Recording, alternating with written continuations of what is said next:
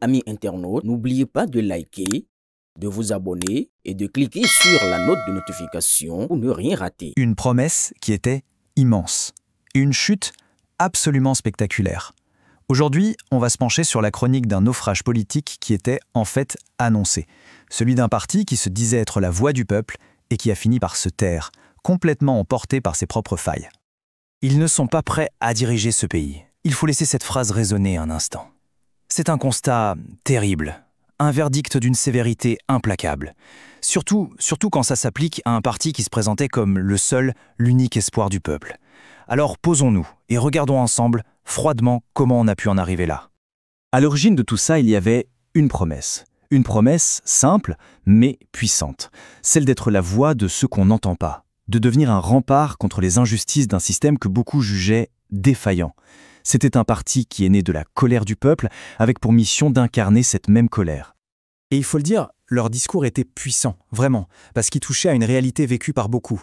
Le peuple a faim, les jeunes sont en prison, nos libertés reculent. C'était des mots forts, des mots qui ont vraiment résonné. Ils ont bâti toute leur identité sur une fracture très nette. D'un côté, nous, le peuple qu'on a oublié, et de l'autre, eux, le pouvoir. Et cette stratégie, elle a fonctionné. Elle a mobilisé, elle a rassemblé énormément d'espoir. Mais voilà, c'est précisément là qu'on tombe sur un paradoxe fondamental. D'un côté, on a une dénonciation, mais alors virulente du système, de ses règles, de ses institutions. Et de l'autre, la décision, parfaitement lucide, volontaire, de participer à ce même système. En gros, on critique les règles du jeu, mais en même temps, on accepte d'y jouer. Et c'est ça, sans qu'on le sache encore à l'époque, c'était ça la toute première fissure dans leur armure. Parce qu'après les beaux discours, il y a toujours, inévitablement, l'épreuve de la réalité. Le moment où il faut passer de la parole aux actes. Et c'est précisément là que la machine a commencé à se gripper sérieusement. Quand le calendrier électoral a été publié, on aurait pu s'attendre à quoi? De la part d'un parti aussi critique, aussi vocal, on s'attendait à une organisation quasi militaire, une anticipation parfaite. Mais non. Au lieu de ça, on assistait à une course contre la montre, menée dans l'improvisation la plus totale. Des candidatures sorties du chapeau à la dernière minute, des erreurs de procédure en pagaille. C'est quand même ironique, non? Le parti qui dénonçait la lenteur du système s'est retrouvé complètement incapable de suivre le rythme. Et au cœur de tout ce processus, il y a une étape absolument cruciale, le parrainage. Alors oui, sur le papier, c'est une formalité administrative, mais en réalité, c'est bien plus que ça. C'est un véritable test. Un test de la solidité d'un parti, de sa capacité à s'organiser, à mobiliser ses troupes sur le terrain. Et ce test, le parti allait l'échouer, mais de façon spectaculaire. Et attention, on ne parle pas de petites erreurs administratives, pas du tout. Ce qu'on voit là, ce sont les symptômes d'une maladie bien plus profonde, une structure interne fragile, mal organisée, sans aucun contrôle logistique digne de ce nom. La liste des problèmes est ahurissante et très révélatrice.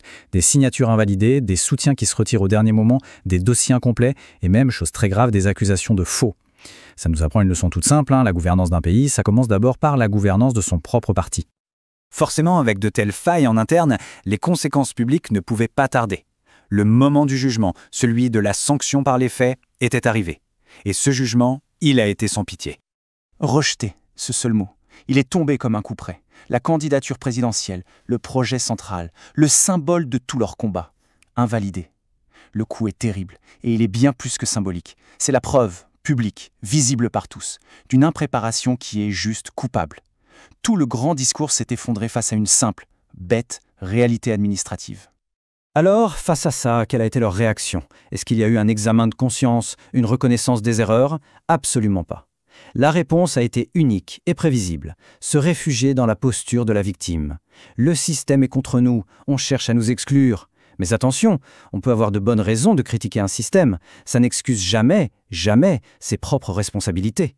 Ce choc venu de l'extérieur a provoqué une véritable implosion à l'intérieur. Le navire, qui était déjà bien fragile, a commencé à prendre l'eau de partout. Et là, on a découvert un équipage en plein désarroi. Et puis, le coup de grâce. La personne qui devait incarner l'espoir, celle qui devait remobiliser tout le monde après cet échec, elle abandonne le navire, en pleine tempête. Un départ comme ça, en solitaire, qui laisse derrière lui un parti complètement orphelin, à la dérive. Après ça, l'hémorragie continue. 6 députés qui claquent la porte du groupe parlementaire. Là, on ne parle plus d'une simple fissure, c'est une fracture béante, ouverte. La confiance est rompue et elle se propage au cœur même des élus du parti. C'est le signe d'un effritement total de la cohésion. Et pour refermer ce chapitre qui est déjà bien sombre, le président du parti lui-même, celui qui aurait dû être le phare dans la nuit, annonce qu'il se retire. Résultat, le navire n'a plus de candidat, plus de cohésion, et maintenant, plus de capitaine. C'est le chaos absolu. Vous savez, le plus troublant dans toute cette histoire, ce n'est même pas la chute en elle-même, c'est l'incapacité chronique à en tirer la moindre leçon, ce refus de se regarder dans le miroir. Parce que ce désastre au niveau national, il s'est répété à l'identique à l'échelle locale. Pour les élections municipales, c'était le même scénario. Des listes rejetées, des dossiers encore une fois incomplets, des divisions internes. Et en réponse, toujours le même discours de victimisation.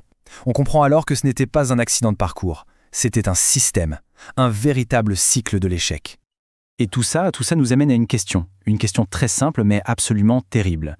Si un parti est incapable de se gouverner lui-même, de gérer sa propre organisation, de maintenir sa cohésion, de préparer une échéance sérieusement, comment peut-il avoir la prétention de vouloir gouverner un pays tout entier?